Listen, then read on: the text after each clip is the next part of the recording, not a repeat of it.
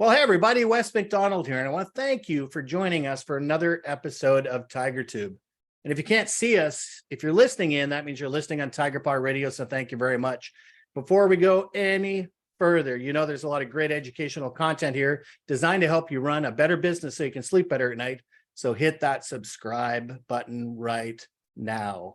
And I'm super excited today. One of the topics that is obviously big in the world is the rate of change going on with technology.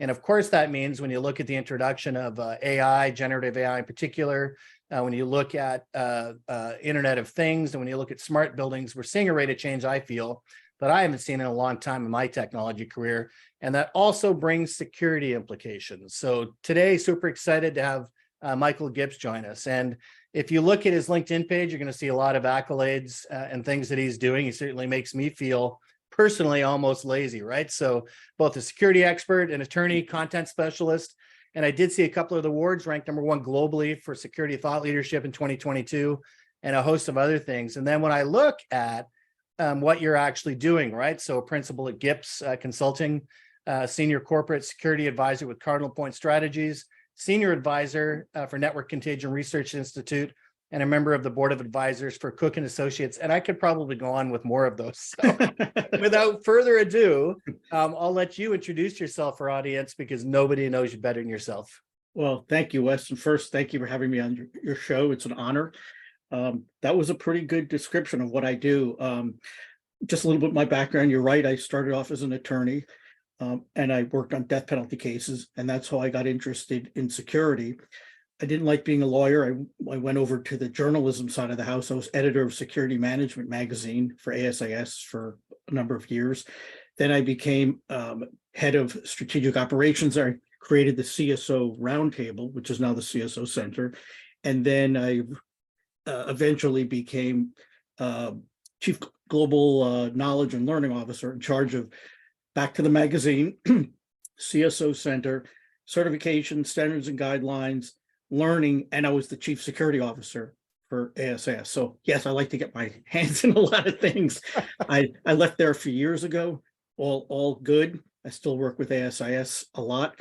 Since then, I've started my own consultancy where I help companies with business development. I help them develop content, thought leadership. I even do some hardcore, down in the dirt security things like insider threat investigations, insider threat like risk assessment, social media monitoring things, looking for disinformation threats threats arising from the social media landscape that may turn kinetic or may turn into a cyber threat. So yeah, I'm definitely busy. I like to get involved in a lot of things, and I think that's plenty to start, right? It's amazing, really. And so glad you're here today. And like I said, this is one of those topics that I've been thinking about, quite a bit lately, right? Is this blending of, security as we start to look at devices. I can remember in the past when even CCTV cameras weren't necessarily that smart, right? But it seems like everything is an IoT device now, right? Everything has a chip, everything is integrated either in the cloud or the near edge or the edge. And we've got these different models changing. So I wonder if you can maybe talk, first of all, with the rise of IoT devices and smart buildings and stuff, do you see the role of physical security evolving to encompass cybersecurity concerns as well? I mean, what are your thoughts on that? Absolutely. And yes, you make a great point about everything being on IoT, everything being IP enabled. And there's a good reason for that. Obviously, it puts everything on one system. You can share information. A surveillance video can inform an alarm. It can inform an access control system, identity and access management system. But more than that, you can compile the data. All these devices pull amazing amounts of data together that just sits there. No one knows what to do with it. And we're just starting to figure out what to do with it. And when you combine it, you see trends. You can optimize operations. You could see trends across, an office, a floor, a facility, an enterprise, a region, and you start using that, leveraging that, not only for security benefits and efficiencies, but maybe even to drive revenue or find new sources of business. So that's why it's really, really important. I mean, the data itself and then the system itself, yes, to communicate, but there's more to it than that. But it also is much more vulnerable. When everything's on the internet, anything can be attacked now physically, but also you could be on the other side of the world and it's easier to attack it. It's the risks are lower, attacking it online, and it's unlikely that you'll be found. You don't put yourself in personal risk. So yes, people in physical security and cybersecurity at the intersection are definitely aware of the physical security, cybersecurity relationship, and the risks of, okay, you can hack into physical security systems now because they're on the internet. So you see that happen fairly often. Someone hacks into a camera system because the password was left on password. Someone takes control of of computers. They have as a source of computing power, right? They can get into access control systems, and so some of these physical security systems are being used to protect. I mean, they protect the enterprise, they protect a facility, right?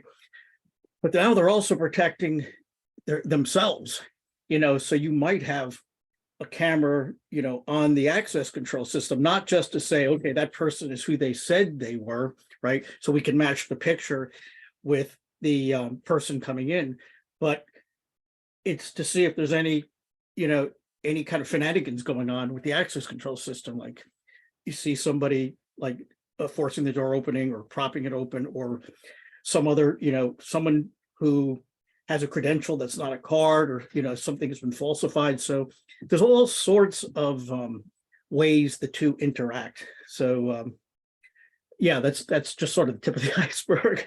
Yeah, I've done a little bit of learning on my own. Actually curated an e-guide talking about computer vision and some of the ways that AI is, impacting that as well, right? For some of the physical security systems. And doing that curation, I learned a lot. But one of the things that really struck me was the advances, and like you said, just the treasure trove of data, of information that now has both positive benefit and then also the potential for nefarious ways, right? And that kind of leads me to this, I guess, which is, if we do have these changes, what are some of the most pressing security challenges facing organizations as they try to merge both their physical and cybersecurity efforts? First of all, there has to be some sort of impetus to merge it. I think that's probably the biggest issue.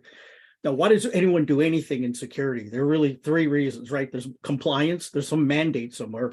Well, there's no mandate anywhere that I really know of in any industry for organizational convergence. There are cyber standards or physical standards, but there's no mandate anywhere. Maybe there's some in the federal government somewhere, but not that I'm aware of. Or the board requires it. Well, the board's not going to require. The board is looking at cybersecurity. Physical security doesn't fall very high, and there's no reason to do it. It's reorganization. It's a cost, and then it's for some cost benefits, right? Or some efficiencies. Well, there's not necessarily enough proof out there that say, oh, we're going to go through this whole operation.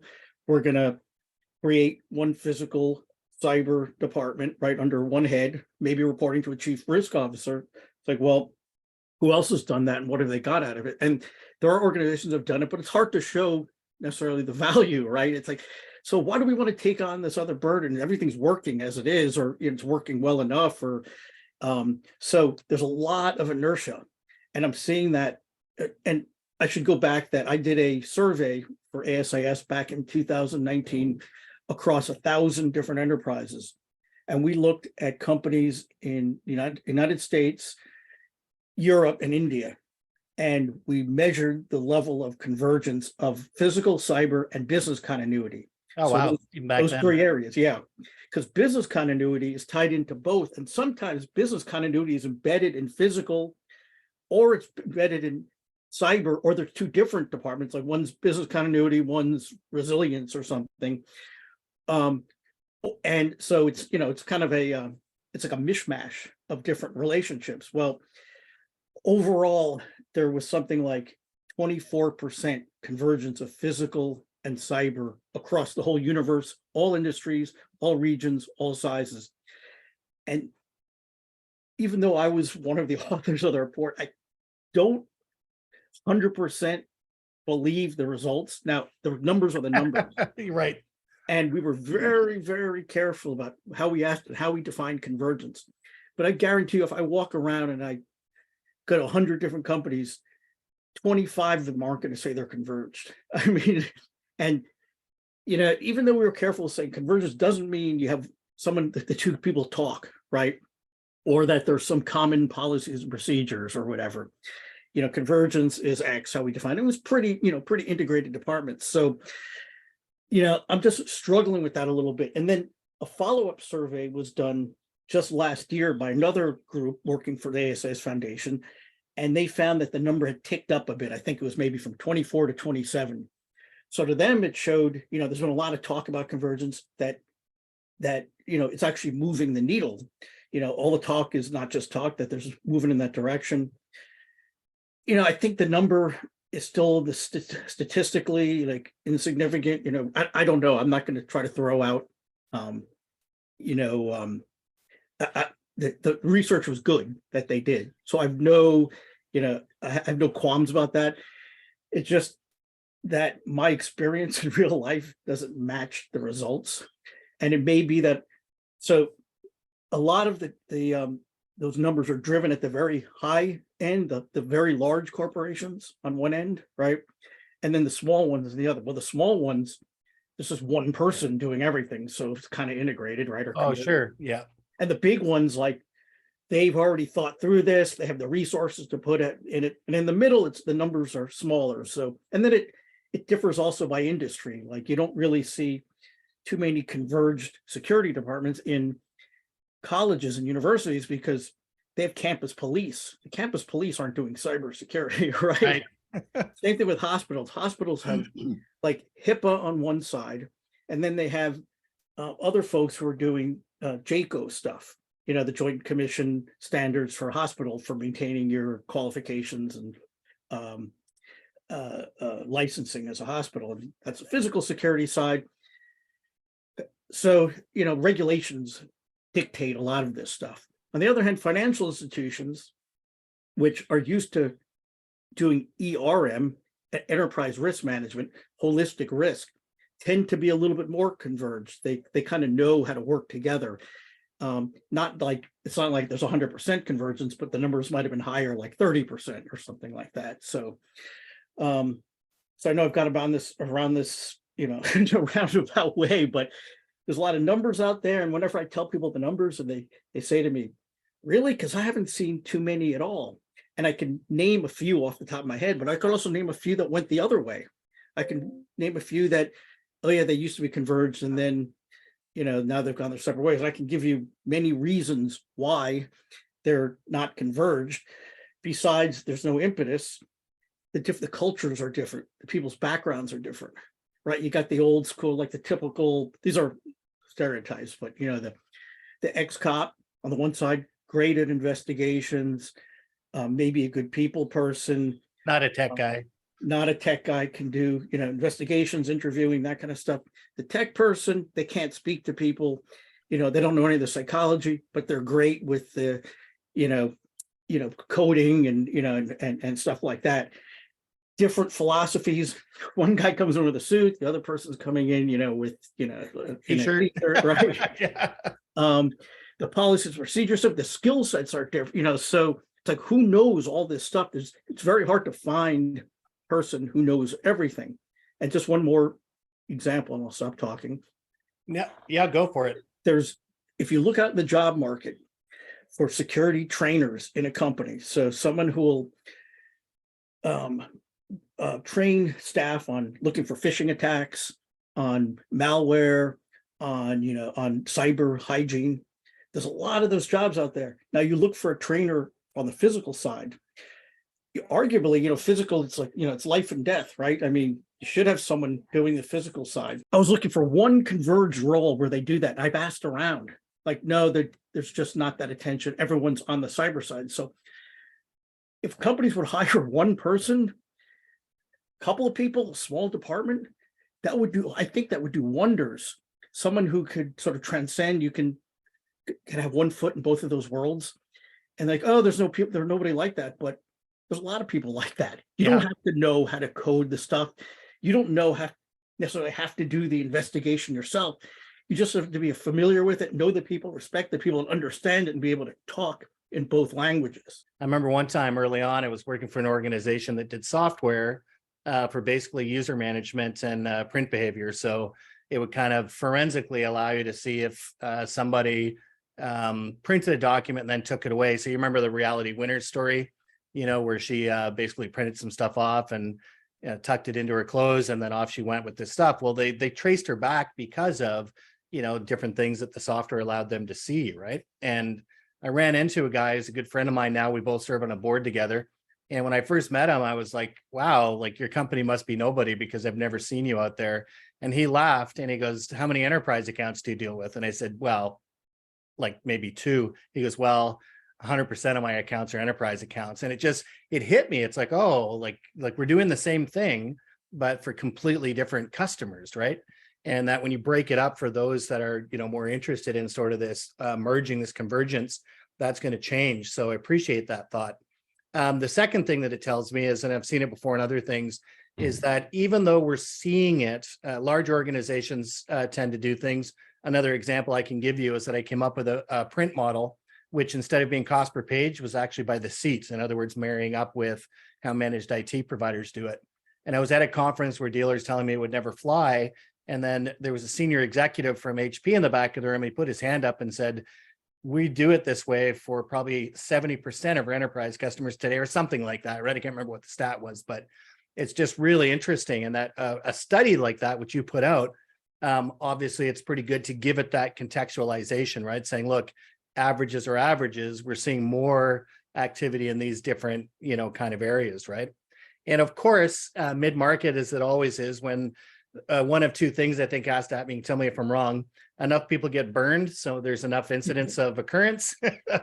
And secondly, that there's just some wild, kind of organization, maybe a company that comes up with an offering that kind of encompasses everything, right? Yeah. So, those kind of things tend to shift, directions, right? That's true, though I've seen companies try to create markets that seem like a good idea, and they just don't get the foothold, and even though it seems like a great idea, and it's like people just don't go to it for it. And then other ones where it's like it doesn't seem like the most efficient way of doing it, and people just, it works, or people buy into it. So yeah, you're right. It's a product can change, how things are done as well, or how things are approached. Yes. And in the interest of time, just to kind of move into ensuring that those that are doing this, that the stakeholders within an organization are aware of the importance of this more holistic approach to security that includes both physical and security. What kind of advice would you maybe have, for them and for the stakeholders? Yeah, I'm a big fan, as I said, of integrated security training. You're doing this, training on phishing attacks anyway. You're doing cyber hygiene, how to, use your laptop when you're home, especially in the hybrid world. There's so much more of that now. It's like, okay, what to download, what not to download, policies on, when on software updates and things like that, clean desk policies, not sharing your computer. It's not that much more difficult to integrate training like personal protection, when you should call for an escort to the parking lot, signs of potential violence in the workplace, somebody who might be, all of a sudden their demeanor has changed. Now they're a lot more angry or resentful, or they had some, there's lots of behaviors that sync up with, potential threat. other things like that, protection of company property, even, locking your doors when you're at home and things like that, and other physically secure practices. I think they should be married together, yet you hardly ever see that. As a matter of fact, you hardly ever see any physical security training at all. If you're lucky, Yeah. it's sent a video. And I mean, a lot of videos are good, don't get me wrong. But as long as they've got to be interactive, they got to be engaging, Yes. and they should be kind of not fun, but something that it's like, it's not a drag to do. Like, I'm a big fan of like augmented reality. You kind of, hey, let's try out the fire evacuation plan. And I've got this app that kind of simulates where a fire would be on the floor. And now I have to, walk outside and keep away from that fire, or, oh, this door is warm or whatever. I've got that indication on this app on my phone, and I have to follow a specific path that I've identified. And oh no, I can't get that way because there's smoke. Now where do I go? Things like that. And these things aren't, cost prohibitive by any means, but we haven't seen it yet. And it's kind of disturbing to me, because we're seeing in the wake of, so we're seeing two factors in the wake of COVID. One is like everything's got hybrid, so the insider threat, cyber attacks have spiked. That's been documented. But we're also seeing high crime on the streets, and a lot of people don't want to go back to work. City centers, they haven't really bounced back yet. And there's certain smaller cities where they still seem kind of scary, and people don't want to work and leave their cars there. That's part of the reason, companies don't want to demand that people come back into the office. So there's street crime, and there's, even near me, I've been living in a peaceful neighborhood, and my gosh, we have, I used to have the lowest crime rate, and now it seems like every day there's a carjacking, or somebody stole a car and smashed into someone and parked and ditched the car right in front of my house the other day. I mean, so physical threats are going up, cyber social threats are going up because of division in society, politically and culturally. So you've got physical, cyber, and cyber social, and we're not putting them all together, and we should. I'm not sure why anyone's not doing that. I think it's because no one has really a holistic look, or I would say nobody. There are some companies that do, and that do a good job of it. And I'm not criticizing any particular company or any CSO. People are handcuffed by their policies, right? So I'm sure there are CSOs who want to do this, but they've got to live to fight another day, right? They're lucky if they get their budget request for X, Y, or Z. So that's where that's what I would do, and that's where I see the challenge being. Yeah. And there's an example that came to mind when you talked about the carjackings, right? Is that we've seen a real uptick in the area that I live in vehicles being stolen because of all the integrated technologies. They're actually breaking into these cars using computer code, not the typical pin and lock and everything else, right? So they figure out a master code to be able to get the doors open, to be able to start the engine, because it's all app driven, right? So a particular type of car is being targeted more than others because of that vulnerability, which is in the software. So again, a physical thing, they're stealing a vehicle, but they're using basically a cyber tool to be able to break into that car. And I think as we start to see more of that, like you said, within offices, the world's changing, right? And the other thing I'll throw in there, because of my business background, it's a question of MRR too, right? I've got a friend of mine who's in the office equipment channel. His name is Jeff Bendix at Bendix Imaging. And he spent most of his career running an organization that did copiers and printers. And when he got into cybersecurity and physical security, people told him he was crazy, right? It's not related to what you do and everything else. But he said, look, every time, that there's a printer installed, right, that's an internet device. So there's a natural, lend if you're willing to talk about it. As you said, it's not that hard to have that conversation, right? So it's just a question of reminding people. So listen, in respect for your time, I so appreciate you doing this interview today. And if folks are looking to get in touch with you after the interview, what's the best location to do so? Yeah, thanks. This is great. They could go to my website, www.gipsinsights.com, or mike@gipsinsights.com, or look me up on LinkedIn, Michael Gips, and that'd be great. That's great. And I'll give another option. Anyone that's watching the episode on the Tigerpaw site, you can reach out to me and I'll make sure we can get you in touch as well. And so, Michael, I cannot thank you enough for this. And to everyone that has either listened in or watched today, I can't thank you enough. This education series we do is important to make sure that you're doing all you can to run a better business, both for yourself and for your customers. So if you haven't done it already, make sure you go down below and subscribe, like the content, and share it if you think it's useful. And until next time, as I always say, keep learning.